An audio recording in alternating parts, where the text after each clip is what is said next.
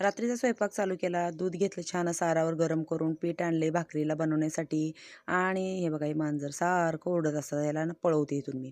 आणि इकडे बोरं बघा ही ॲपल बोर आहेत, पण तुरट-तुरट लागतात. त्याला चवच नाही आहे काय. आणि तिकडे चालू आहे शेंगा फोडायचं. मामा थोडेसे आराम करतायत आणि इकडे बघा मी घेवड्याच्या निबार शेंगा सोलून घेतल्यात. त्यात थोड्याशा कोवळ्या आल्या त्या पण सोलून घेतलेल्या आहेत. म्हटलं मिक्स भाजी बनवावी. उद्या बनवायची ती आजच बनवायची भोगीची आणि त्याच्यासाठी घेतलीत मी छान त्या भाजीसाठी शेंगदाणे भाजून आणि शेंगा घेते धुवून जे निवडले शेंगा बी ते धुवून घेते छान अशी परातीमध्ये आणि कांदा घेतला होता चिरून तो जरा थोडासा आधीच तेल टाकायच्या आधीच परतायला टाकला होता मग लगेच तेल नंतर घातल्यानंतर छान होतो. आणि इकडे भाकरी झालेल्या आहेत माझ्या बनवून. तर हे बघा भाजीची तयारी आणि हे बघा भाजी थोडीशी आता छान शिजत आलेली आहे.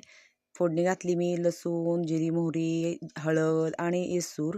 येसराची बनवलेली छान बियांची भाजी घेवड्यांच्या. आता त्याच्यात थोडंसं शेंगदाण्याचं कूट घालायचं आणि थोडंसं असं पाणी ठेवायचं. खूप छान ही भाजी चवीला लागते. तर इकडे भाजी झालेली आहे तयार. यात थोडीशी आता कोथिंबीर घालते कारण गणेशला वाढली. गणेशला आवडत नाही कोथिंबीर.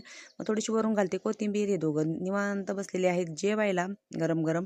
आणि मी थोडेसे कारल्याचे काप तव्यात मीठ टाकून तेल टाकून भाजून घेणार आहे खायला. तर या सगळ्यांनी जेवायला भेटूया पुढच्या व्हिडिओत. श्री स्वामी समर्थ.